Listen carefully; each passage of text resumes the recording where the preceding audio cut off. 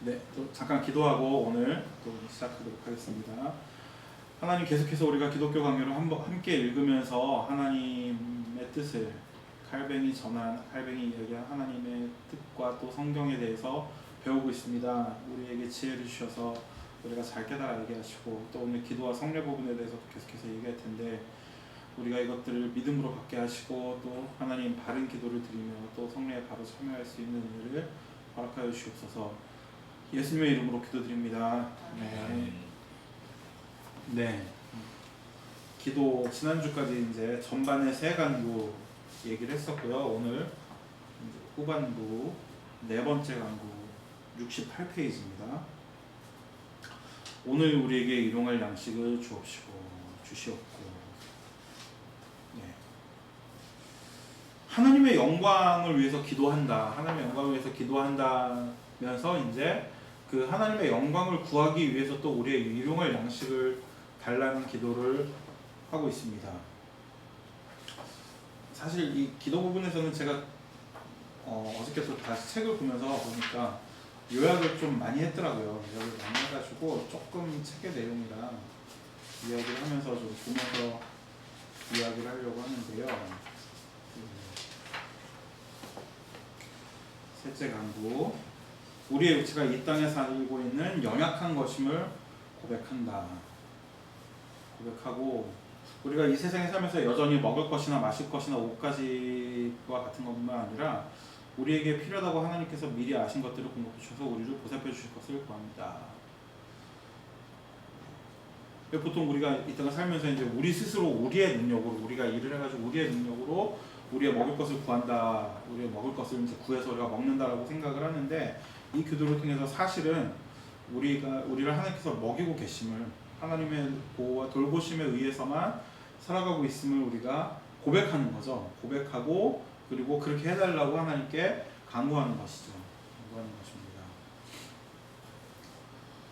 그리고 또 한 가지는 우리를 위해서 또 정말로 필요한 것이 무엇인지를 아시고, 우리보다 더 잘 아시고 이를 우리들에게 공급하시는 분이 바로 하나님이시다라는 것을 우리가 또 고백하고 간구하는 것이죠. 여기 보면은 그 하나님을 모르는 자들은 아무리 위대하고 강한 자들이라도 자신의 소유가 충분한지 모른다. 자신에게 정말로 필요한 것이 무엇인지를 모른다는 겁니다. 그러니까 많이 가지고 있어도 그 소유가 내가 많이 가지고 있지만 이것이 충분하다고 생각하지 않는다는 거예요. 그렇지 않습니까? 이게 저는 이제 그렇게 돈을 많이 가져본 적이 없기 때문에 잘 모르겠는데, 뭐 예를 들어서 우리나라 대기업 다니시는 대기업 회장 같은 사람들 보면은 욕심이 끝이 없어요. 그렇게 많이 가지고 있는데도 더 가져야 된다고 생각을 하지, 이거 충분하니까 이제 충분한 거 이상으로 내가 가지고 있으니까 이걸 좀 이제 많이 나눠줘야겠다라는 생각을 하시는 분들은 잘 없는 것 같아요. 그리고 가끔 그런 분들이 이제 뭐 대기업 회장은 아니더라도 가끔 그런 분들이 계시는데, 그런 분들이 계시면은 반드시 뉴스에 나죠. 신문 기사에 오르고. 왜 그렇죠? 없는 일이니까 그래요. 잘 없는 일이니까 기사거리가 되니까 그 기사가 되는 겁니다. 그렇게 충분한 줄을 모릅니다. 그러나 하나님을 위해 자신의 생명을 유지하기 위한 것들에 대한 걱정마저도 던져버리는 자들에게 하나님께서는 더 큰 영생과 구원으로 채우십니다.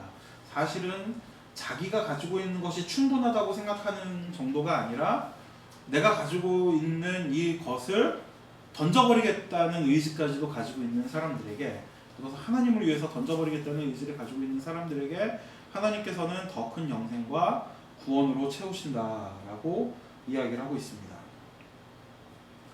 그게 이제 우리들에게는 소망이 될 것 같습니다.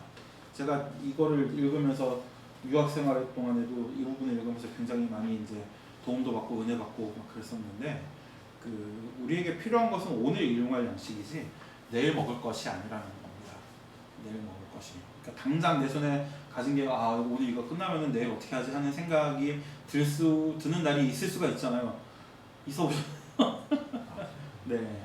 그런 날이 있을 수 있잖아요. 근데 그런 것 때문에 걱정할 필요 없다는 거예요. 우리가 정말로 하나님의 자녀라면은 하나님께서는 우리를 날마다 일용할 양식으로 반드시 먹이신다. 오늘 일용할 양식을 구합니다. 우리는 그것으로 충분히 만족할 수 있고요.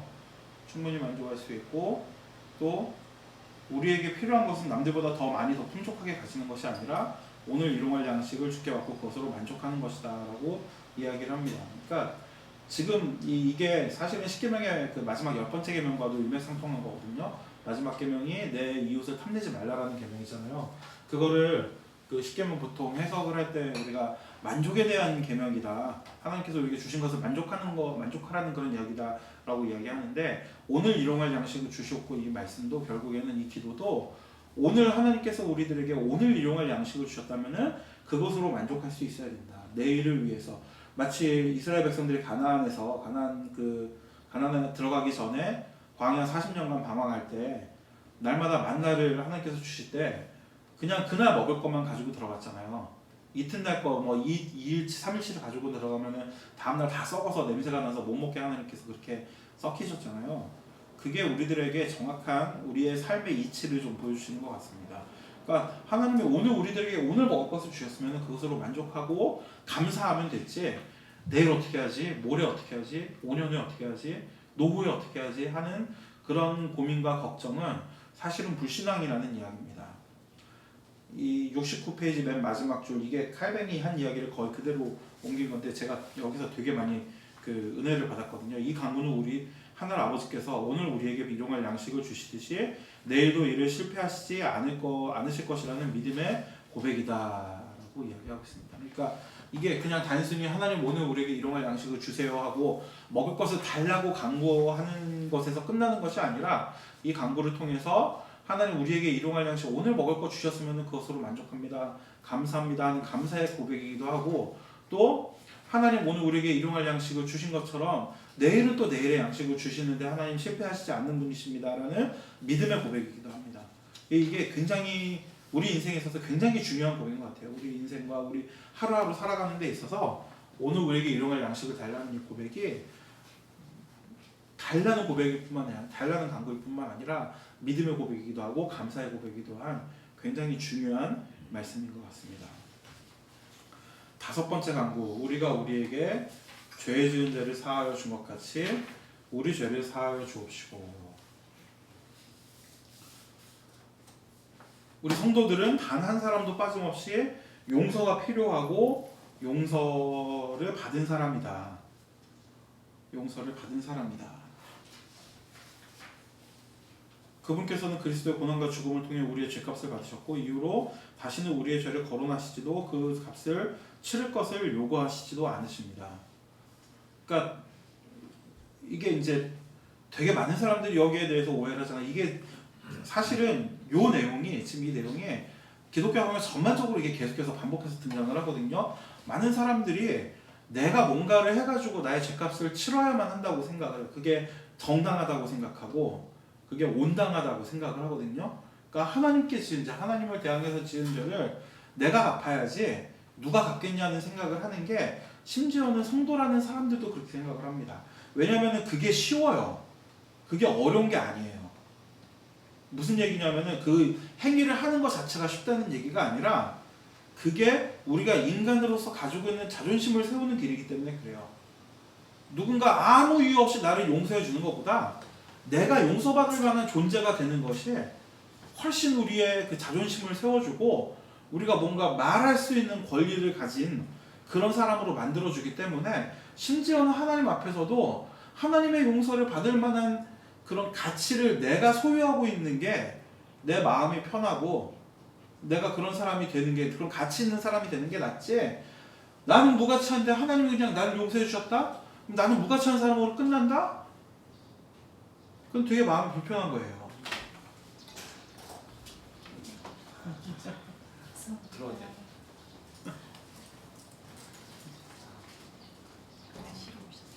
아유, 핑크리퍼. 네. 그렇지 않습니까? 보통 그렇게 생각을 하거든요. 내가 값을 내가 지불하고 돈을 내가 내고 물건을 사야지 그게 정당한 거라고 생각을 하지, 그냥 선물 받는 거 사실 불편한 거거든요.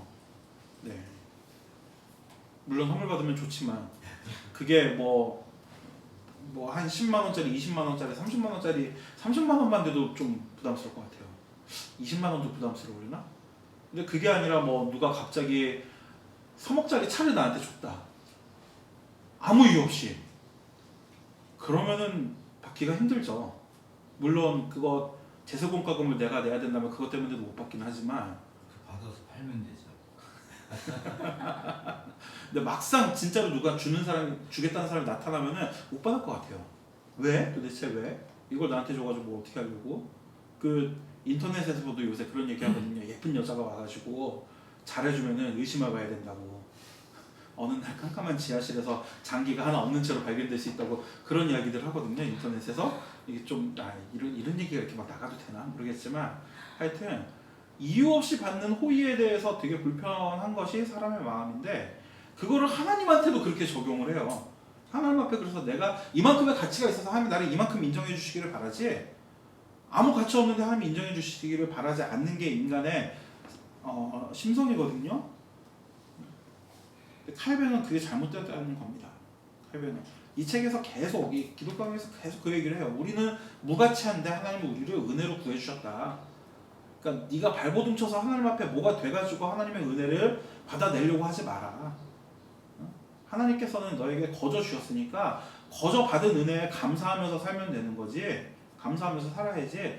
그 은혜를 네가 직접 받을 만한 가치가 있는 존재가 될 수 있다고 생각하는 건 착하다. 왜냐면 우리는 완전히 타락한 존재이기 때문에 전적으로 부패하고 전적으로 무능력한 존재이기 때문에 네가 그럴 수 없다라는 게 이 칼뱅의 주장인데 여기서도 지금 그 얘기를 반복하고 있죠.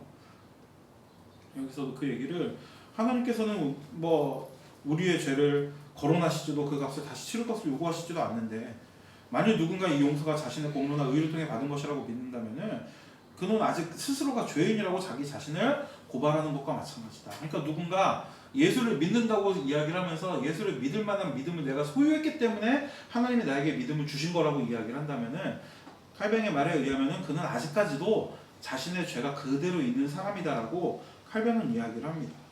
왜냐면은 그리스도의 공로와 이를 통해 나타난 하나님의 자비를 거부하고 심지어는 모욕하는 이게 왜 모욕이 되죠? 하나님의 자비라는 게 인간의 능력으로 이렇게 뭐 만들어낼 수 있을 만한 그런 게 아니잖아요. 근데 이 사람들은 내가 하는 행위를 통해서 하나님의 자비 정도 되는 거를 내가 얼마든지 받을 수 있을 만큼 내가 그런 능력을 가지고 있다. 거꾸로 이야기하자면은 하나님께서 나에게 주시는 자비는 내 능력 정도 크기밖에 안 된다 라고 이야기하는 것이기 때문에 이거는 하나님을 모욕하는 겁니다. 하나님의 자비를 모욕하는 것이고 그리스도의 공로를 모욕하는 겁니다. 이런 생각은. 그러니까 우리는 거저 주셨으니 거저 받고 거저 받은 사람답게 살면 되는데 여기 이 5번째 강구에서 그 거저 받은 사람답게 사는 것이 무엇입니까? 우리도 죄 지은 자를 용서하는 겁니다. 우리에게 죄 지은 자를 용서하는 겁니다. 우리가 크나큰 자비로 우리의 죄 용서함을 받았으니 우리도 우리에게 죄 지은 자를 용서해야 합니다. 우리 마음속에 분노와 복수심, 증오를 버리고 억울하고 슬픈 일을 당했다는 기억을 스스로 포기해야 합니다. 그렇게 우리는 한 사람이라도 용서해야 합니다.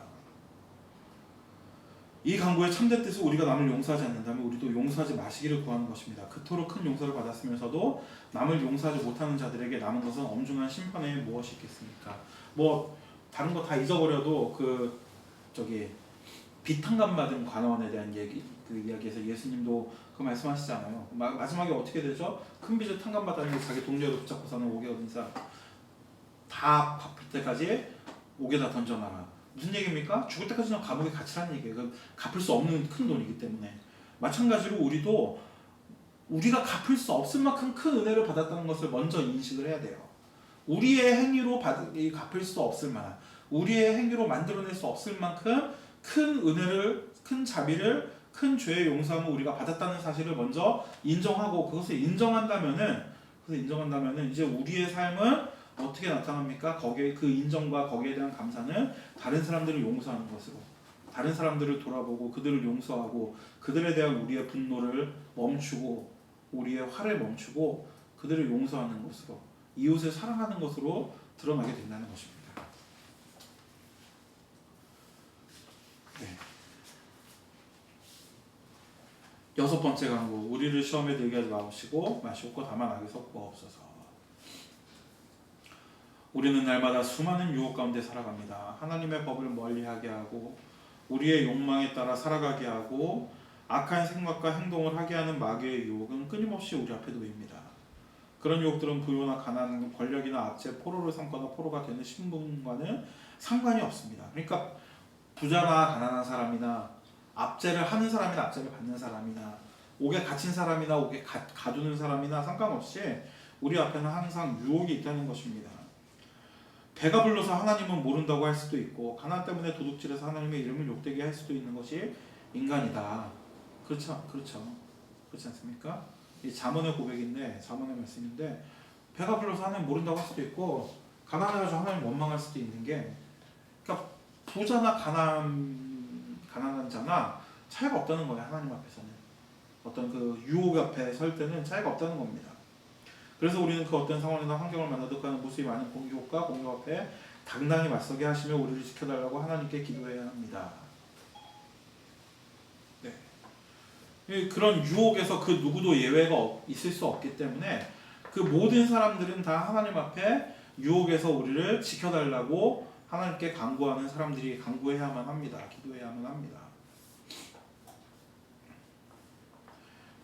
더 유혹거리가 많아지는 그런 세상에서 살고 있는 것 같아요. 물론 이제 칼빈 시대 때도 굉장히 많이 이 시대 사람들이 음란하고 뭐 악하고 많은 유혹에 스스로 빠지고 넘어지고 하는 모습을 봤지만 시대가 지날수록 문명이 발달할수록 우리를 유혹하는 게 더 많아지고 그리고 더 중요한 문제는 그런 유혹에 넘어가는 것이 죄가 아니라고 점점 더 가르치는 것이 더 중요한 문제라고 생각을 하거든요. 그 시대는 음란한 사람들이 많았지만 그 음란한 것이 음란한 것이라고 죄라고 가르쳤는데 지금은 음란한 것이 별로 죄가 아닌 것처럼 여겨지는 미혼 남녀가 만나가지고서는 뭐 어디 호텔 같은 데를 들어가도 그것이 별 죄가 아닌 것처럼 누구나 뭐 여자친구 남자친구를 사귀면은 당연히 그렇게 할 수 있는 것처럼 가르치는 그런 시대가 됐잖아요.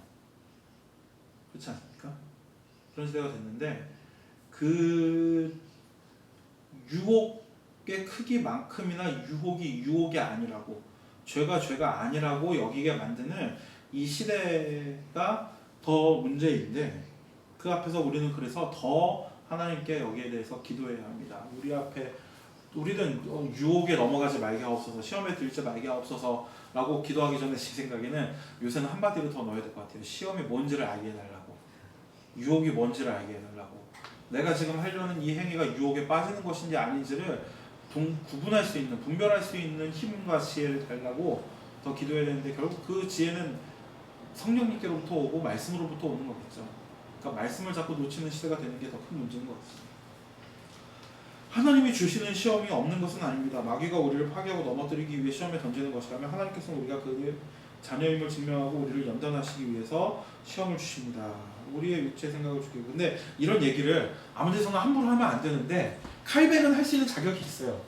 칼뱅은 이거는 저는 조금 모자라지만 칼뱅은 이런 얘기 할 수 있는 자격이 있다고 생각을 합니다. 제가 첫날 이거 하고서는 가서 그 페북에다 글을 하나 썼는데 그런 내용 썼거든요. 그 누구보다도 칼뱅이라고. 시험이 하나님이 좋은 것을 주시기 위해서 하나님께서 예비하신 것이라는 말을 할 수 있다면은 제일 앞줄에 칼뱅이 있을 거다. 순교자들과 함께 칼뱅이 있을 거다. 이제 그런 글을 썼는데 칼뱅이라면 충분히 이런 말을 할 수 있습니다. 칼뱅은 스스로 자기의 인생을 증명해냈죠. 하나님의 자녀임을 증명하고 우리를 연단시키기 위해서 시험을 주시는 좋은 시험이 있을 수 있다. 그렇지만 조심해서 써야 되는 말이겠죠. 우리의 육체의 생각을 죽이고 우리를 깨끗하게 하시기 위해서 시험을 주시는데 만일 이런 시험이 없다면 우리는 극적으로 육체의 방탕과 교만 가운데 빠지게 될 것입니다. 그 시대도 그렇고 지금도 그렇고. 그리고 하나님께서는 시험을 주실 때 반드시 피할 길도 주셔서 완전한 절망에 빠지지 않도록 우리를 지켜주십니다. 저는 여기에 대해서 우리 성도들과 또는 아이들과 이야기하면서 그 피할 길이 결국에는 성경 안에 있다라고 그렇게 이야기를 하거든요. 성경 말씀을 읽고 성경 말씀에 빠져 있는 사람들은 이런 어떤 시험이 닥쳐올 때도 그 시험 앞에서 그냥 흔들리다가 넘어지는 게 아니라 흔들릴 수는 있어도 결국에는 성경 말씀 위에 선다. 마치 그 모래 위에 지은 집은 무너지지만 반석 위에 지은 집은 무너지지 않는 것처럼 하나님의 말씀 위에 우리의 신앙을 쌓는다면은 시험이 와도 상수가 창수가 쏟아져도 그 앞에서 무너지지 않는다라는 이야기를 합니다. 그러니까 성경을 열심히 읽어야 됩니다. 우리의 이 기도들은 모두 공적이어야 합니다. 교회를 세우고 성도들의 교제를 위해서 기도해야 하며 나의 양식, 나의 죄사함, 나의 보호를 위함이 아니라 우리 모두의 일용할 양식과 우리 모두의 죄사함을 위해서 우리 모두를 악과 유혹에서 보호해 주시기를 우리 모두가 함께 구해야 합니다.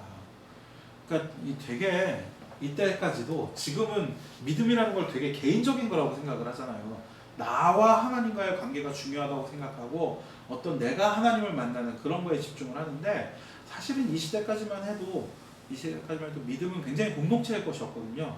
공동체가 함께 믿고 공동체가 함께 기도하고 공동체가 함께 성찬에 참여하는 것을 굉장히 중요하게 생각을 했는데 그런 함께 믿는 우리가 믿는 그런 믿음을 우리가 좀 회복해야 할 것 같습니다. 그렇기 때문에 이런 모임도 하고 이렇게 찍어가지고 또 만든 분들이 보시기도 하는 것 같은데 이 기도를 할 때도 오늘날 나에게 일용할 양식을 주시옵고라고 기도하는 것이 아니라 우리 성도들이 그 같은 교회 다니는 성도들을 의미하는 것이 아니라 이 땅에 존재하는 모든 성도들에게 하나님께서 일용할 양식을 주시기를 그리고 이 땅에 존재하는 모든 성도들을 죄사함에서 구해주시고 그리고 그들이 죄를 용서하는 자들이 되게 하시기를 이 땅에 살고 있는 뭐 대한민국만이 아니라 이 지금 현재 지구상에 살고 있는 모든 성도들을 악과 유혹에서 보호해 주시기를 우리가 함께 나만 기도하는 것이 아니라 공동체가 함께 기도해야 된다는 것이 칼뱅의 가르침이고 사실은 칼뱅의 가르침뿐만 아니라 그것이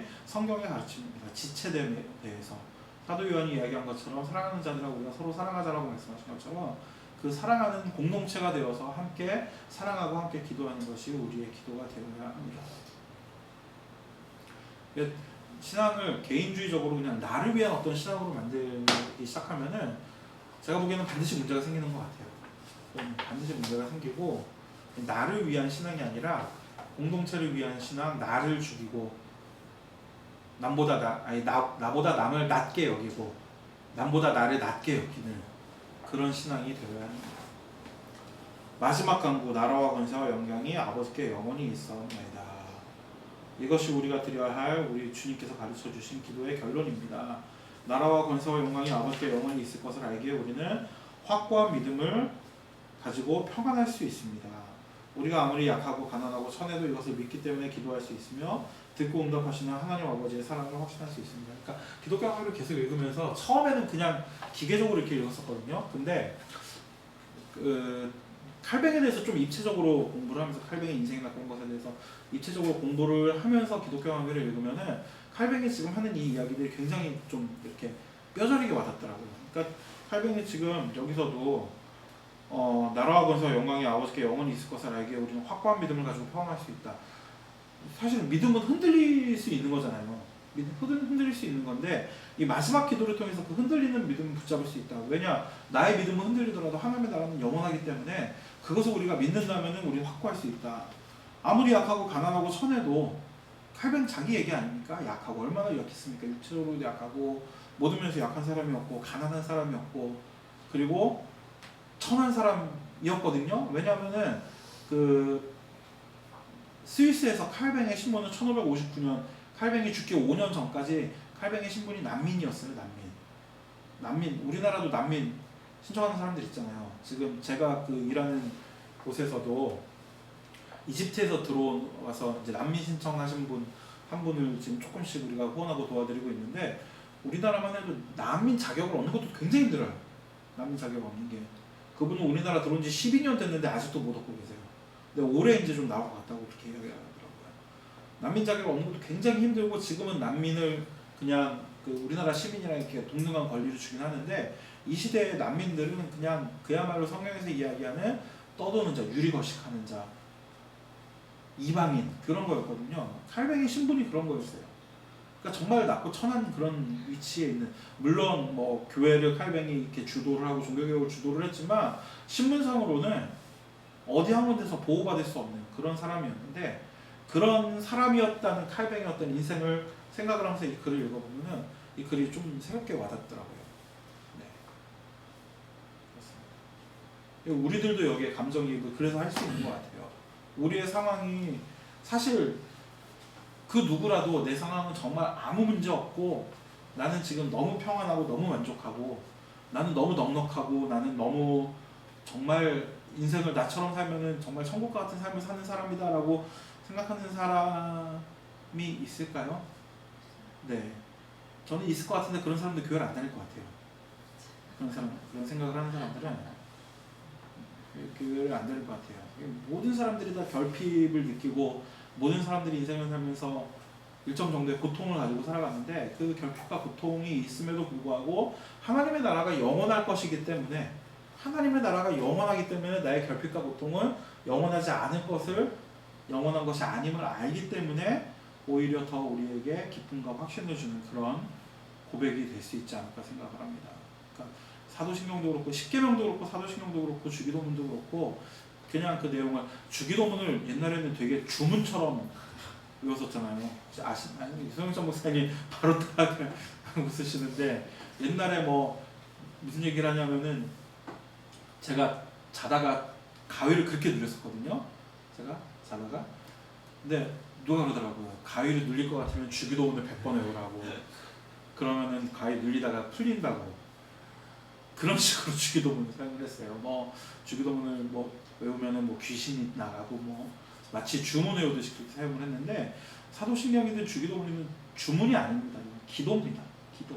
이 글귀 자체의 어떤 뭐 수리수리 마하수리라든지 아브라카타브라든지 그런 주문 그런 글귀 자체의 능력이 있는 것이 아니라 이 글귀 한 구절 한 구절이 우리 마음 속에서 우리가 드리는 기도로 진실한 우리의 믿음과 감사와 우리의 간구의 기도로 나올 때 비로소 하나님께서 우리의 기도를 들으시고 그리고 그 기도를 들으신 하나님께서 우리들에게 이런 좋은 것을 주신다는 것을 믿을 수 있습니다. 그러니까 이거를 만약에 주문처럼 사용하시는 분들이 계시다면은 다시 한번 생각해 보시기 바랍니다. 제가 고등학교 다닐 때 고등학교 선배 중에 하나가 그 기도를 이렇게 봤는데 안찰기도 제가 지난주에 했었죠. 기도를 봤는데 그 안찰기도 하시는 분이 이 선배가 귀신이 들렸다는 거예요. 막 그러면서 기도를 하면서 너 주기도문 막 그러면서 주기도문을 막 외우고 이렇게 시켰는데 그런 식으로 사용하면 안 된다는 겁니다. 주기도문은 주문이 아니다. 기도다라는 것을 기억해 주시기 바랍니다. 말씀대로 드리는 기도. 우리가 드려야 하는 모든 간구가 주기도문 안에 들어있습니다. 칼뱅은 주기도문을 넘어서는 기도를 하는 사람은 그 불신앙이다라고 그렇게 이야기를 하거든요. 이제 왜 그러냐? 첫째, 자기 지혜로 하나님의 지혜에 무언가를 첨가하려는 것이니 신성모독하는 것이고, 둘째, 하나님의 뜻 안에 머물러 있으려 하지 않고 이를 멸시하는 자들이고, 셋째, 믿음도 없이 기도함으로 아무것도 얻지 못할 것이다. 그러니까 우리의 기도는 주기도문을 근거로 해서 주기도문의 내용을 근거로 해서 거기서 더 가지 않는 또 거기보다 덜 가지도 않는 그런 기도를 드릴 때 참된 기도를 드릴 수 있다. 저는 이런 얘기하면 또 이게 이슈가 될 수도 있지만 기도를 길게 하는 거? 길게 하는 기도가 좋은 기도일까라는 생각을 한 번씩 해봐요. 옛날에 다니던 교회에서 새벽 예배를 이렇게 가면은 항상 새벽 예배 시작보다 한 시간씩 먼저 와가지고서는 맨 앞에 이렇게 앉아가지고 성경책 꼭 붙잡고서는 열심히 기도하시는 분이 계셨거든요. 그분이 너무 열심히 기도하셔가지고 어느 날 이제 제 설교할 차례가 돌아와가지고 살짝 좀 일찍 나와서 그분 옆에 슬쩍 앉아가지고 이렇게 기도하면서 어떤 기도를 하시는지 좀 들어봤어요. 그러면 안 됩니다. 그렇지만 저는 그래봤어요. 저는 좀 못돼서 그랬어요. 듣는데 그분의 기도가 우리 가족에게 복을 주시고 우리가 투자한 주식이 100배로 오르게 하시고 우리가 가지고 있는 부동산이 100배로 오르게 하시고 그 세 가지 글귀를 정확하게 읽기는 아니지만 거의 대동소이한 이 글귀를 1시간 동안 반복을 하시더라고요. 순회를 하시는 거죠? 네? 순회를 하는 거죠? 네. 아니요, 다른 말도 없어요. 그냥 지금 방금 제가 얘기한 이 세 가지의 글귀, 요거 그냥 완전 그건 아닌데 요 세 가지 글귀 비슷한 글귀를 갖다가 세 마디를 갖다가 1시간 동안 이거 반복을 하시더라고요. 이걸 돌려가면서 하나님 그렇게 해주시면 참 좋겠습니다. 주식도 100배가 되고 부동산도 100배가 되고 그분은 그분의 기도를 하시는 것이고 이거 누군지 전혀 알 수 없는 거기 때문에 괜찮겠죠. 우리는 네. 그분은 그분의 기도를 하시는 것이고 우리는 또 주기도문에 합당한 기도를 드려야 될 것 같습니다. 우리는 주기도문으로 우리에게 가르쳐 주시는 기도의 내용 외에는 아무것도 기대하거나 하나님께 요구해서는 안 됩니다.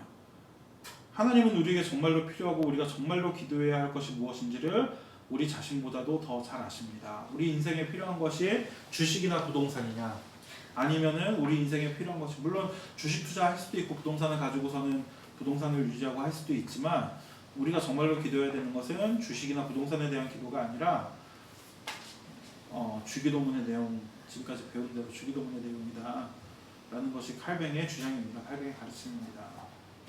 우리는 우리의 지혜를 짜내서 기도할 것이 아니라 하나님의 지혜를 따라야 합니다. 주기도문은 하나님께 영광을 돌리며 우리의 필요를 구하는 모든 내용이 들어있습니다.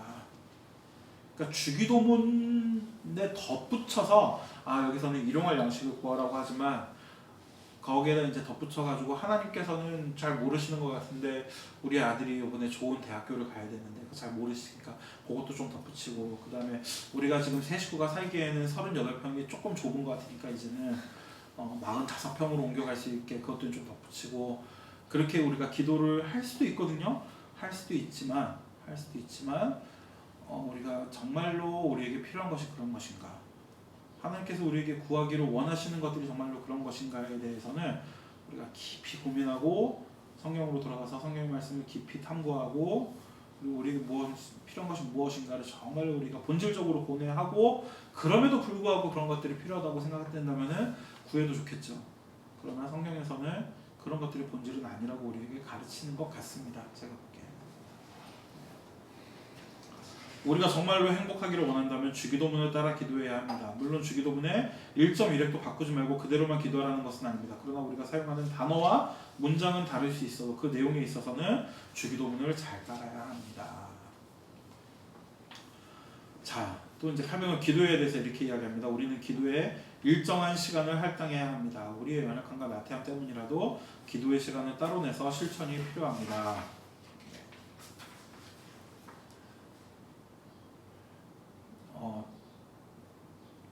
요 며칠 전에 제가 페이스북을 되게 좋아하거든요.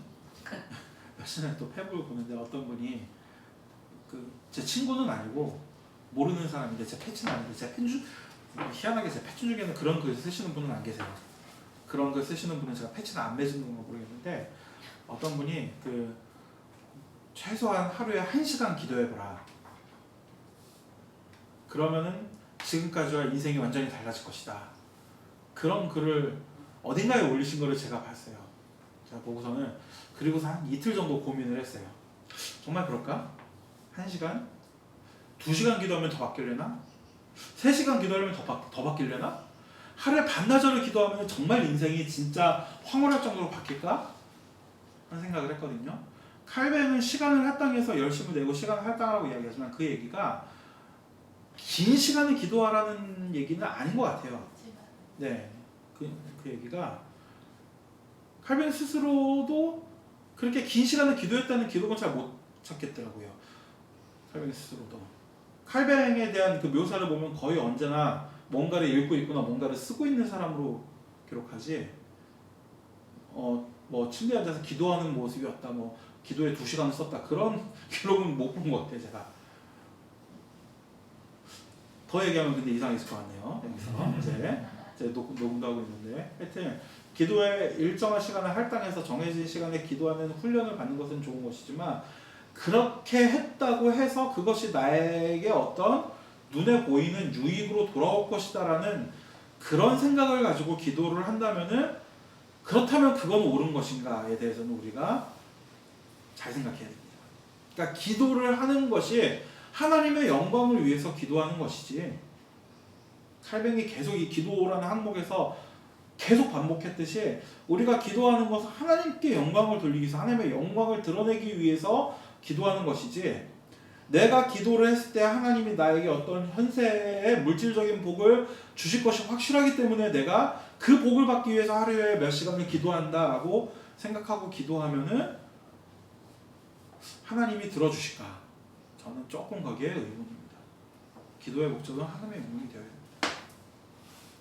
마지막으로 우리의 기도에 하나님을 제한하려는 이제 그 얘기를 하는 거죠. 제한하려는 의도가 있는지 살펴야 합니다. 하나님께서 원하시는 시간과 장소에서 그가 선히 여기시는 것들이 결정되고 이루어지도록 그분께 맡기는 것이 기도다. 내 생각을 하나님께 강요해가지고 하나님 그걸 억지로라도 할 수 있게 만드는 것이 기도가 아니라 하나님의 뜻이 하나님이 원하시는 시간과 장소에 이루어지도록 우리의 모든 것을 하나님께 맡겨드리는 것이 바로 기도라는 겁니다. 우리가 소망하고 기도하는 대로 하나님께서 일하실 것이라 생각해 그분을 제한하거나 그분께 어떤 길과 방법을 제시하려고 들지 말고 하나님 제가 이번 달에 카드값이 제 능력으로는 갚을 수 없을 만큼 많이 나왔는데 하나님 제가 어디다가 어느 은행에다가 한 200만 원만 빌려보려고 하는데 하나님께서 그 은행원의 마음을 잘 살피셔서 바꾸어 주시고 서류 통과하는데 문제가 없게 해주셔서 제가 200만 원을 잘 받을 수 있게 받아서 이 카드값을 잘 메꿀 수 있게 하나님 도와주세요라고 기도하면은 그건 기도가 아니라는 거예요. 우리는 커다란 믿음과 확신을 가지고 그렇게 기도를 하지만 그게 기도가 아니라는 겁니다.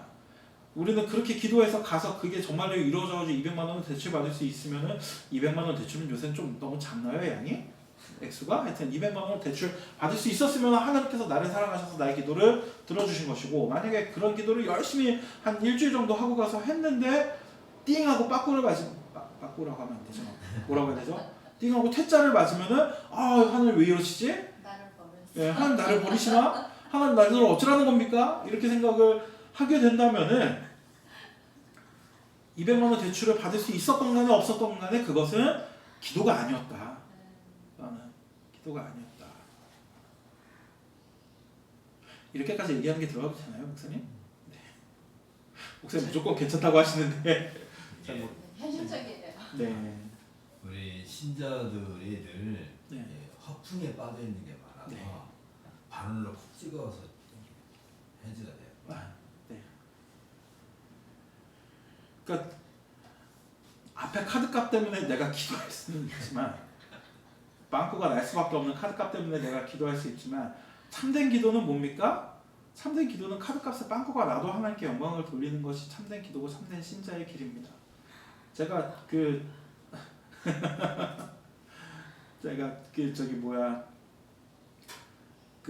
사업하시는 분들이 많은 자리에서 참된 신자는 법대로 일하다가 법대로 사업하다가 망해도 하나님께 감사한다고 하는 게 참된 신자다라는 얘기를 했다가 되게 욕을 먹었었거든요. 네? 100% 혼나죠. 전도사님 아직 그때 제 나이가 어린 나이가 아니었어요. 네. 그때 제 나이가 거의 40이 다 된 나이였고 근데 전도사님 아직 어려서 모른다, 세상을 모른다, 맨날 신학교만 다니고 이 뭐 성경이나 읽고 있어서 세상을 모른다. 그럴 때는 그래서 제가 그랬어요. 그 다음 주 설교인가 다음 주 설교인가 세상을 몰라도 된다고. 그런 거는 세상을 몰라도 되고 지금도 몰라요. 그런 건 식으로 보면 세상을 아는 거는 하나님 모르는 것이다 그런 얘기를 했었는데 지금도 이 얘기가 나가면 누군가 이걸 듣고서는 웃기고 있네 그러실 수 있어요. 그러실 수 있지만 그러나 그것이 성경에서 우리들에게 가르치는 바고 신자는 뭡니까? 신자는 세상의 기준에 따라 살아가는 사람이 아니라 성경의 가르침에 따라 살아가는 사람이거든요. 정말 확신합니다. 저는 카드값이 빵꾸 나도 하나님께 영광 돌리는 사람이야말로 참으로 신자고 물론 카드값이 빵꾸 나지 않도록 잘하겠죠. 그 전에 이거는 좀 극단적인 예를 들긴 하는 건데 내가 바라는 어떤 것을 하나님께 요구하는 것이 아니라 다시 한번 이야기하지만 하나님의 뜻이 하나님의 때의 시대와 시간에 이루어질 수 있도록 내 모든 것을 하나님께 드리는 것이 바로 기도입니다. 기도하자마자 바로 응답이 없다 해도 실망하지 말아야 하고 때로는 오래 기다려도 응답이 없는 것 같을 때도 있습니다. 그러나 그럴 때조차도 하나님께서 하나님께로부터 가장 적합한 것을 받았다는 사실을 알아야 합니다. 대출 신청이 적어되더라도 반려되더라도 그 반려된 것이 가장 적합한 것이라는 것을 인정하면서 하나님께 영광 돌리는 것이 기도입니다. 우리가 하는 일이 실패하고 하나님께서 우리의 기도를 듣지 않으시는 것 같은 그때에도 하나님은 우리를 결코 버리시지 않으십니다. 그러므로 우리는 절망하지 않고 인내를 가져야 한다. 이게 기도입니다. 칼뱅이 이야기하는 기도입니다. 그리고 제가 생각하기에는 이것이 바로 가장 성경적인 기도라고 생각을 합니다. 자, 기도 부분 질문 없으시죠? 네, 성례로 넘어가겠습니다. 가자. 성례에 대하여. 일반적 의미의 성례, 성례에 대하여. 성례는 하나님께서 우리에게 그의 선한 뜻을 나타내시고 확증해 주시는 눈에 보이고 경험할 수 있는 표이다. 이 중요하죠. 눈에 보이고 경험할 수 있는. 그러니까 우리가 하나님도 안 보이고 예수님도 안 보이고 성령님도 안 보이고 우리의 믿음도 안 보이고 하나님이 세상을 창조하셨다고 하는데 세상을 창조한 것도 안 보이고 아무것도 안 보이거든요. 안 보이는 것도 안 보이는데 우리에게 보이게 주신 것인데 그게 바로 성례입니다. 성례. 하나님께서는 우리의 약한 믿음을 붙들어 주시기 위해서 성례를 우리에게 주셨습니다. 이는 하나님의 은혜의 증거이며 하나님은 우리가 하나님의 백성임을 성례로 인치시고 증거하십니다. 성례는 보이는 말씀이다. 하나님의 말씀의 신실함을 더욱 확실하게 믿고 의지하게 만드는 것이 성례입니다. 주님께서는 우리의 자비를 말씀과 성례로 우리에게 나타내십니다. 우리의 믿음을 기르고 연습시키고 증대시키도록 하기 위해서 주님께서는 우리에게 성례를 주셨습니다. 우리의 믿음은 처음부터 완전한 상태로 주어진 것이 아니라 자라납니다. 하나님께서는 우리의 믿음이 자라는 것을 돕기 위해 성례를 주셨습니다. 믿음은 배불러서 더 이상 다른 필요가 없는 상태가 아니라 이게 굉장히 중요하죠. 배불러서 더 이상 다른 것이 필요 없는 상태가 아니라 믿음이라는 것은 격렬하게 배고프고 목말라서 그리스도를 끝없이 갈구하고 사모하는 상태가 바로 믿음이다. 하나님께서는 그 배고픔과 목마름을 성례를 통해서 채워주십니다. 우리가 괜히 굉장히 착각할 때가 있어요. 그러니까 내 믿음이 완전하다고 느낄 때가 있거든요. 믿음이 없는 상태인 거예요. 그때는 내 상태가 너무 완전하고 너무 이렇게 높이 있고 나의 모든 행동과 나의 모든 생각과 나의 모든 하는 말이 하나님 뜻에 완전히 부합하는 상태인 것처럼 느껴질 때가 있어요. 특히 수련회 갔다 내려오는 그날. 저는 어떤 경험이 있었냐면 고등학교 1학년 때 제가 이제 수련회를 갔다가 그때는 수련회 길게 4박 5일 수련회를 했거든요. 그 4박 5일 동안 막 이제 처음 그때 하나님을 믿게 됐어요. 그러니까 저는 모태신앙이고 제가 4살 때부터 혼자 교회를 다녔는데 혼자 막 새벽 예배를 다녔어요.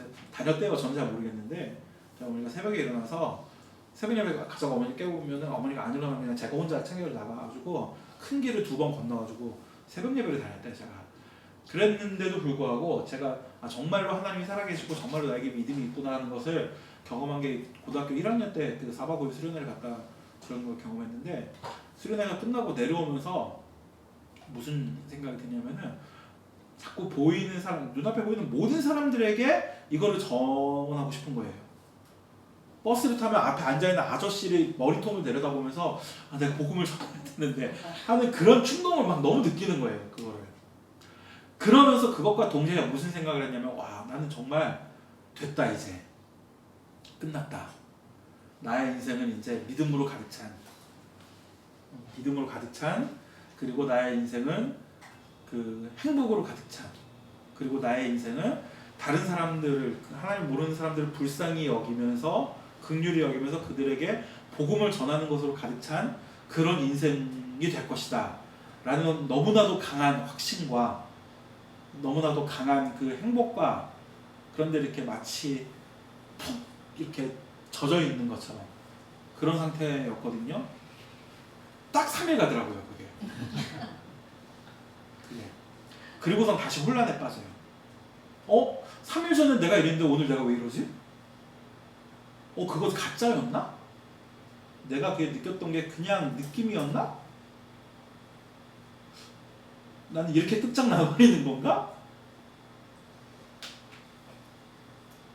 근데 사실은 양쪽 다 가짜였던 것 같아요. 양쪽 다 가짜였던 것 같고 이 칼뱅 지금 여기서 이야기하는 것처럼 믿음이라는 거는 더 이상 다른 것이 필요가 없는 상태가 아니라 보통 그게 믿음이라고 착각하잖아요. 그 상태로 우리가 간구하잖아요.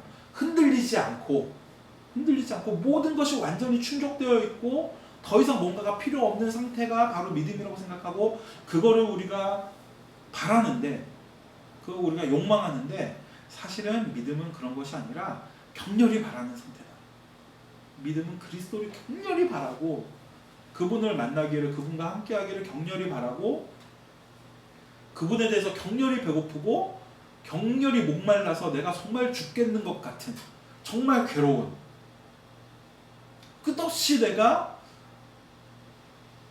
채울 수 없는 이 갈망 때문에 금방이라도 쓰러져 죽어버릴 것 같은 그런 정말 괴로운 상태야말로 참된 믿음이라는 거.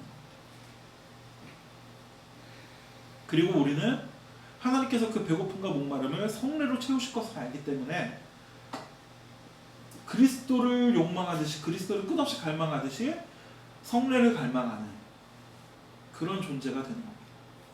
그게 믿음입니다. 가끔은 제가 이제 우리 성도들이랑 이 기독교 강요 같은 거 읽고 또 서열문답 같이 공부하면서 제가 얘기를 하면서도 와 내가 얘기하는 게 정말 진짜 극단적이구나 하는 생각을 할 때가 있거든요.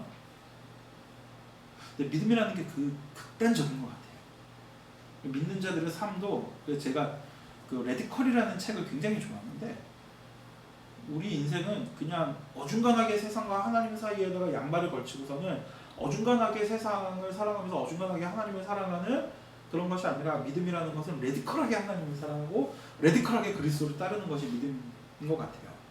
칼뱅이 그랬잖아요. 칼뱅의 삶이 그랬잖아요. 칼뱅 이전에 순교자들은 어떻습니까? 순교자들이 정말 레디컬한 사람들이었거든요. 야 예수님 모른다고 한마디 83세 먹은 노인한테 예수님 모른다고 한마디만 부인하면 내가 너를 살려줄게라고 이야기를 하는데 그 노인이 뭐라고 얘기합니까? 83년 동안 그리스도께서는 예수님께서는 나를 한 번도 모른다고 부인하지 않았는데 어떻게 내가 이 나이 먹고 이제 와가지고서는 그분을 모른다고 부인하겠습니까? 하고서 그냥 당당히 죽음을 맞는 폴리갑의 얘기죠. 그런 레디컬한 삶이 레디컬한 것이 믿음인데 지금 오늘날 우리나라는 아니 우리나라가 아니라 오늘날 우리들은 그런 걸 많이 잊어버린 것 같아요. 그런 복음의 야성을 많이 잊어버린 것 같아요. 그냥 세상에서도 어느 정도 좀 잘 살고 아까 얘기했듯이 뭐 45평 아파트 어느 정도 나이가 되면 45평 아파트도 가지고 있고 연봉이 억대는 넘어야 되고 뭐 차는 얼마짜리 타야 되고 그러면서 내가 교회에서는 집사로서 또 잘하면 되고 또는 뭐 장로로서 잘하면 되고 아이들도 적당히 교회를 보내지만 또 적당히 고3 아이들은 좀 당분간 이 고3 수능에 치중하고 또 정시에 치중하고 수시에 치중하고 그런 식으로 적당한 선을 이렇게 타협해가면서 사는 것이 좋은 삶, 괜찮은 삶이라고 생각을 하는데 사실은 성경은 우리들에게 그런 것을 요구하지 않습니다. 성경은 우리들에게 레디컬하게 그리스도를 따를 것을 요구하십니다. 자, 성례는 성례 그 자체가 신비한 본질이 아니라 하나님의 도움. 제가 이런 얘기를 하면서도 되게 부끄러워요. 그렇게 살지 못하면서 말만 잘 이러고 있어서 되게 부끄러운데 네, 저는 그렇게 못 살고 있습니다. 네, 오해하지 마시고. 자, 성례는 성례 그 자체가 신비한 본질이 아니라 하나님의 도구입니다. 어떤 사람들은 성례를 입대선서와 비슷한 것으로 여깁니다. 입대선서를 통해서 사령관 앞에 충성을 맹세하는 것처럼 우리도 그리스도를 우리의 사령관으로 고백하고 그에게 봉사기를 선서하는 것이라 여깁니다. 그러나 성례는 입대선서가 아닙니다. 성례는 그것을 통해서 그리스도의 봉사기를 선서하는 것이 아니라 우리에게 베푸신 하나님의 은혜의 증거입니다. 세례를 받는 게 세례를 통해서 하나님께 우리가 봉사하는 자가 되겠노라고 선언하는 것이 아니라 우리가 하나님께 뭔가를 선언하는 것이 아니라 하나님이 우리에게 주시는 은혜에 눈에 보이는 증거가 성례라는 겁니다. 여기 되게 이거를 헷갈리죠. 이거를 성찬도 마찬가지로 성찬을 먹는 것이 마치 우리가 지난 한 주간 동안 경건한 삶을 살아왔고 그 경건한 삶을 하나님께 드리는 증거로서 성찬의 빵과 포도주 우리가 받는다고 생각을 하는데 그게 아니라 우리 성과는 상관없이 하나님께서 우리에게 은혜를 베푸신다는 사실을 성찬으로 우리에게 증거하시는 것이 성례라는 겁니다. 물론 우리가 성찬을 앞두고 자기를 돌아봐서 그 성찬에 합당한 자가 되기 위해 경건하게 노력해야겠지만 그러나 성찬의 핵심은 거기에 있지 않고 하나님께서 우리에게 은혜를 베푸신다는 증거로서의 성찬을 우리가 받아야 한다는 겁니다. 자, 또 어떤 사람들은 성례 자체에 어떤 신비한 힘이 있어서 그것을 받는 사람에게 영적이고 신비한 능력을 준다고 주장합니다. 고등학교 애들 데리고서는 이 소유문답 공부하다가 세례 부분에 보면 가끔 그런 애들이 있어요. 세례를 통해서 변화된다라고 생각하는 아이들이 있는데 그렇지 않습니다. 세례에 어떤 신비한 힘이 있어가지고 그것을 받으면 어떤 믿음이 생겨나고 그런 것이 아니라 믿음이 있다는 것의 증거로 세례를 주시는 겁니다. 성례는 계속해서 말해왔듯이 표식입니다. 성례는 우리에 대한 하나님의 사랑을 확인하고 확증하는 도구이지 그 어떤 비밀스러운 능력이 아닙니다. 하나님은 자연물을 통해서 자신의 은혜를 우리에게 나타내 보여주셨습니다. 노아에게는 다시는 물로 세상을 심판하지 않겠다고 말씀하시고 그 증표로 무지개를 보여주셨을 때 이 무지개가 바로 하나님의 자비의 약속을 증거하는 성례의 역할을 담당했습니다. 그러니까 성례가 뭔지 여기서 이제 좀 더 확실하게 알 수 있겠죠. 하나님이 약속을 주시는데 그 약속에 대한 증거로 무지개를 주셨거든요. 그러니까 무지개가 노아에게는 성례가 된 거예요. 무지개가 하나님의 약속의 증거를 눈에 보이는 것을 주셨을 때 그것이 성례가 된 겁니다. 광야에서 이스라엘 백성들은 살아계신 하나님의 얼굴을 마주할 수는 없었지만 낮에 구름 기둥과 밤에 불 기둥을 보면서 이스라엘 백성들을 지키시고 인도하시는 하나님의 약속을 굳게 믿고 의지할 수 있었습니다. 그러니까 이스라엘 백성들에게는 불 기둥과 구름 기둥이 성례였다는 겁니다. 성례였다는 겁니다. 구약 시대의 생명나무, 무지개, 구름 기둥과 불 기둥 같은 자연물들이 하나님의 약속을 확인하는 증표였다면, 그러니까 하나님께서 약속을 주시면서 그 약속에 대한 증거로 이 자연물을 주셨잖아요. 그신 것처럼 이제 우리에게는 하나님께서 우리에게 믿음을 주셨다는 그 증거로 세례를 주시고 우리가 하나님의 백성이라는 증거로 성찬을 주신다는 겁니다. 그러니까 세례를 받고 성찬을 받는다는 것은 하나님이 우리들에게 이미 주셨음을 증거하시는 것으로 우리가 받아야 한다는 겁니다. 네. 다음 페이지 넘어가서 세례. 첫 번째 성례는 세례입니다. 하나님께서 우리에게 두 가지 목적으로 세례를 주셨는데, 첫 번째는 하나님 앞에서 우리의 믿음의 증거를 위하여, 두 번째는 사람들 앞에서 우리의 고백의 신실함을 증거하기 위해서입니다. 이 두 번째를 갖다가 칼뱅이 얘기한 거를 번역을 그 첫째 목적은 그분 앞에서 우리의 믿음을 섬기기 위하며, 둘째 목적은 사람들 앞에서 우리의 고백을 섬기기 위함이다.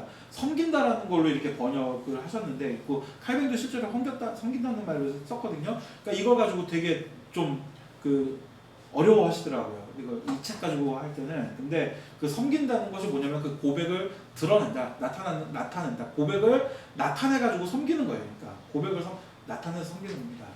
그러니까 그 세례를 가지고 뭐 예를 들어서 우리의 믿음을 섬기기 위하며, 이게 무슨 얘기냐면은 우리에게 믿음이 있다는 증거로 하나님께서 세례를 주시고 그 세례는 우리의 믿음을 드러내는 것이기 때문에 그거를 섬긴다라고 표현을 한 겁니다. 이거 말이 계속 빙빙 도네요. 말이 빙빙 도는데 이거 어떻게 표현해야 되지? 근데 그 여기 이 말이 제가 이렇게 번역한 게, 이렇게 옮겨놓은 게 맞는 것 같습니다. 우리의 믿음을 증거하기 위해서 세례를 주시고 우리의 고백의 신실하심을 사람들 앞에서 증거하기 위해서 세례를 주셨다 정도로 이해를 하시면 될 것 같습니다. 자, 세례를 주신 첫 번째 목적은 이게 이제 사적인, 개인적인 이게 목적이거든요. 우리가 깨끗이 씻겨졌음을 증거하고 상징하기 위해서입니다. 하나님께서는 우리의 죄가 완전히 소멸하고 없어져서 다시는 하나님 앞에 그것이 나타나지 않으리라는 증거로 우리에게 세례를 주셨습니다. 그러니까 우리가 세례를 받을 때, 우리가 믿음을 가지고 세례를 받을 때 그 세례는 우리의 죄가 완전히 없어졌다는 증거로 우리에게 주신 거예요. 그러니까 세례를 받았을 때 우리 여전히 죄인이죠. 우리 여전히 인간이기 때문에 죄를 지으며 살아가거든요. 그럼에도 불구하고 우리에게 하나님께서 믿음을 주시고 그 믿음에 대한 증거로 세례를 주실 때는, 이제는 하나님께서 나를 깨끗한 자로 여겨주시는구나 라는 증거를 가질 수 있는 거예요. 증거를. 하나님께서는 믿고 세례를 받는 사람은 구원을 받을 것이라 약속하셨는데, 우리는 그 약속을 세례와 함께 받습니다. 그러니까 그 약속을 세례와 함께 받아서 세례가 그 약속을 섬기는 거예요. 세례가 그 약속을 증거하는 겁니다. 머리에 물이 뿌려지는, 또는 뭐 온몸에 물에 잠기는 그 경험을 통해서 우리가 하나님께서 우리에게 주신 약속을, 우리 머리 위에 뿌려진 물을 느끼면서 그 약속의 참됨을 우리가 경험하게 하시는 겁니다. 세례가. 하나님은 자신의 약속을 반드시 지키시는 분이십니다. 약속이 이루어질 것도 그 약속을 하나님께서 반드시 지키실 것도 세례를 통해서 확신하게 됩니다.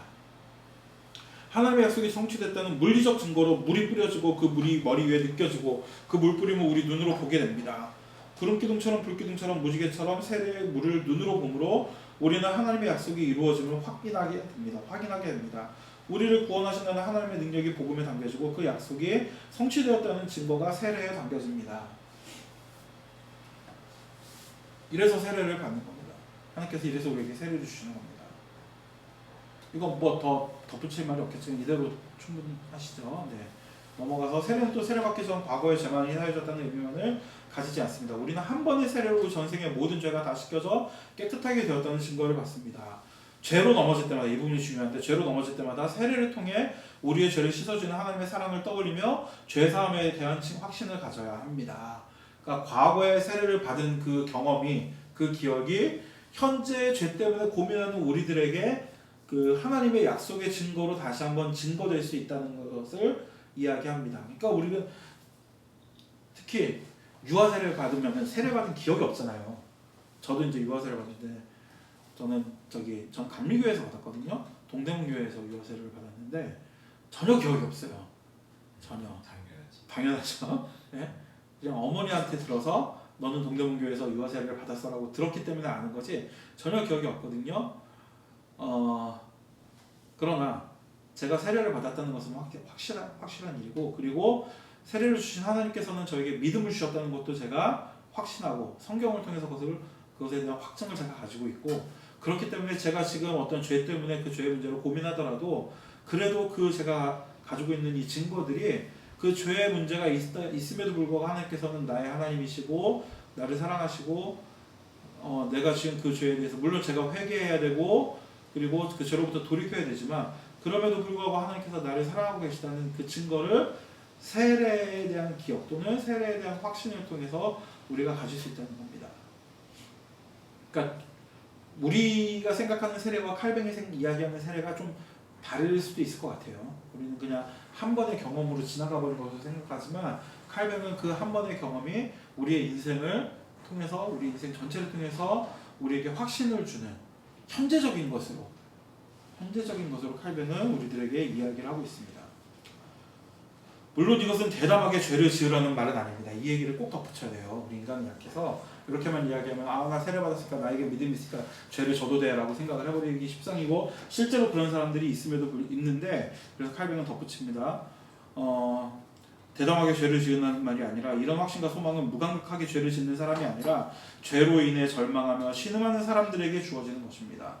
그러니까 나는 죄 줘도 상관없어 하는 사람들에게는 과거에 무슨 일이 있었는지 내가 세례 받았는지 안 받았는지 아무 상관이 없는 문제겠죠. 그러나 죄로 인해서 절망하는 사람들은 그럼에도 불구하고 하나님이 나에게 은혜를 베푸셨다는 사실을 세례를 통해서 우리가 되돌려 떠올릴 수 있다는 겁니다. 하나님께서는 그리스도를 다른 누구가 아니라 양심의 가책으로 상처받아 절망하며 구원자를 갈망하는 가련한 죄인들에게 주셨습니다. 죄를 지었음에도 벌을 받지 않을 것이라 여기며 대담하게 방종하고 죄를 추구하는 자들에게는 하나님의 진노와 심판만이 있을 뿐입니다. 그러니까 똑같이 세례를 받았어도 이런 후자의 사람들, 세례를 받았으면서도 죄를 지으면서 아무런 감동도 없고 아무런 두려움도 없고 하는 사람들에게는 오히려 이 사람들에게는 세례가 그들의 멸망과 그들의 심판에 대한 증거로 작용하고 있을지도 모르겠습니다. 세례는 또한 우리가 그리스도 안에서 죽은 것과 그 안에서 새 생명을 얻었음을 보여줍니다. 우리는 그리스도와 연합하여 우리 육체의 욕망에 대해서는 죽고 그리스도를 본받아 의로운 생활을 하는 데는 삽니다. 오늘 세례까지만 얘기하고 다음 페이지는 세례까지만 얘기하고 마치겠습니다. 세례를 통해서 그리스도는 우리를 그분의 죽음에 동참시키셨으며 그분께 접붙여 주셨음을 인증해 주십니다. 우리는 여전히 육체의 정욕에 괴롭힘 당하지만 주님께서는 그분의 권능으로 우리를 죄의 노예 상태에서 구하셨습니다. 이스라엘을 쫓던 바로의 군대가 물에 빠져 죽었듯이 우리를 괴롭히는 사탄의 세력은 이미 정복되었으며 세례는 이를 우리에게 약속하며 상징합니다. 그리스도의 피로 가리워지고 보호받는 것을 세례로서 알게 됩니다.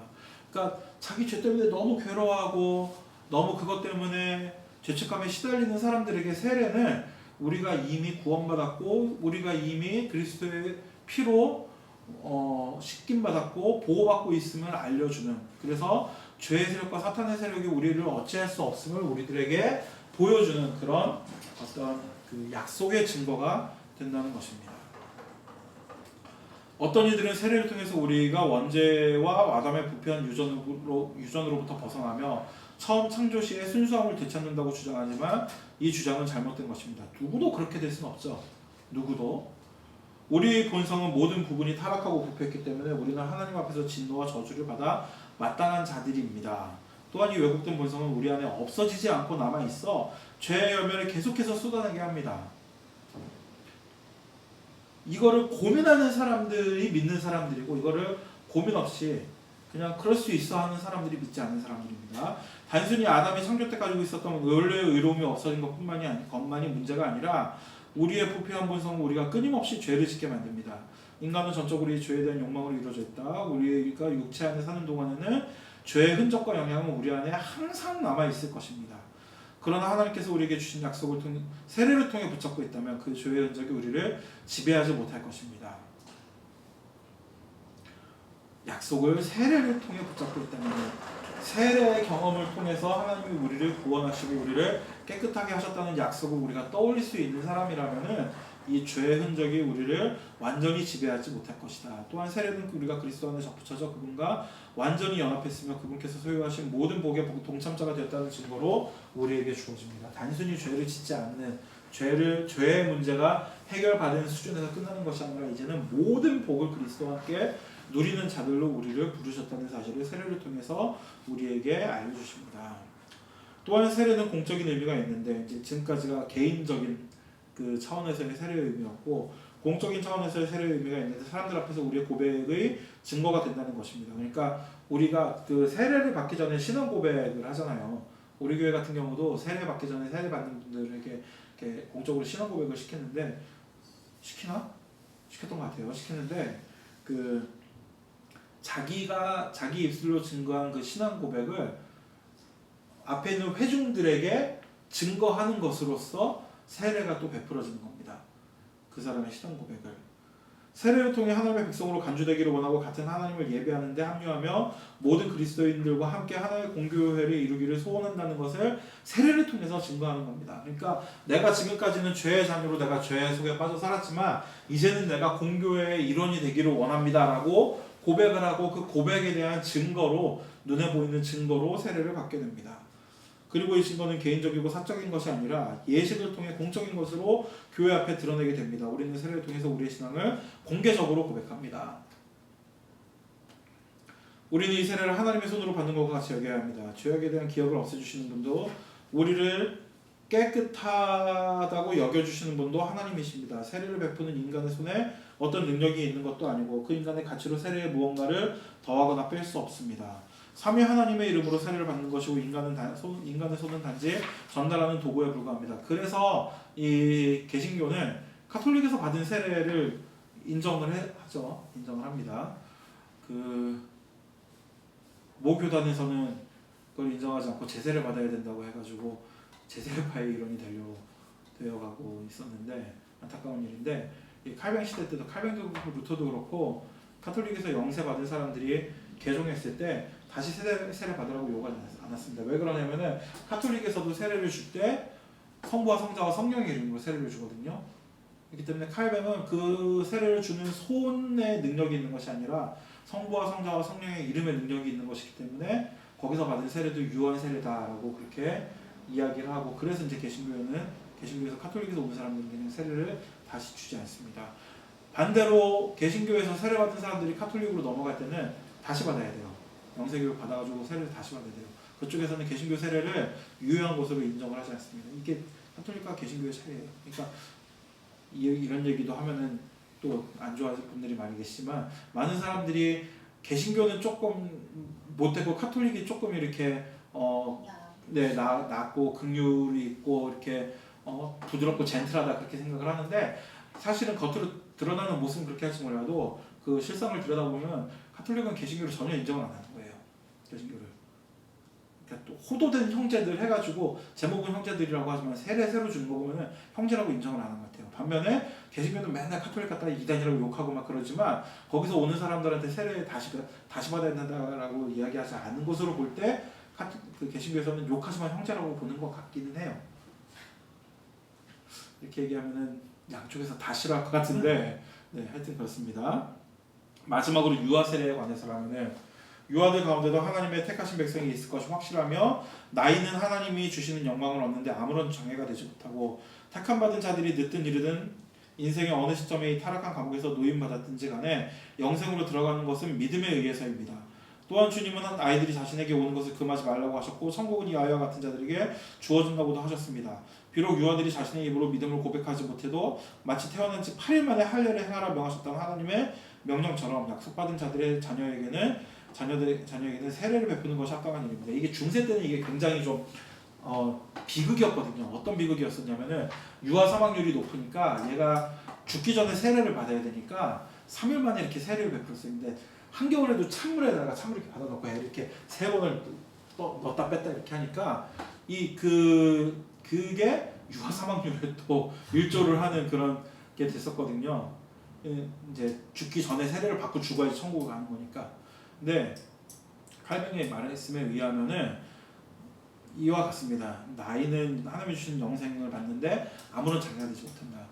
유아 세례와 마찬가지로 저는 그 지적 장애인들에게 베푸는 세례도 저는 정당하다라고 저 개인적으로 생각을 합니다. 유아 세례가 똑같은 그런 의미를 가지고 있다고 생각을 합니다. 저기 뭐죠? 침례교에서는 유아 세례를 인정하지 않거든요. 침례교에서는 유아 세례를 인정하지 않는데 우리는 유아 세례가 하나님께서 난지 8일 만에 얘가 나중에 커서 뭐가 될지 어떻게 알고서는 걔한테 할례를 베풉니까? 그러나 하나님께서는 어쨌든 이스라엘 빛중 가운데 태어난 아이들은 하나님의 자녀라는 의미로 할례를 통해서 그들에게 인을 치셨잖아요. 마찬가지로 믿음의 가정에서 태어난 아이들은 역시 하나님께서 그들에게 복을 주실 것이라는 것을 우리가 믿음으로 받아들이면서 그 아이들에게 세례를 베풉니다. 자, 오늘 여기까지 오늘 기도 나머지 부분과 세례까지 얘기했는데 다음 주에 이제 성찬 그리고 그 거짓 성례에 대해서 조금 이야기를 다음 주에 하도록 하겠습니다.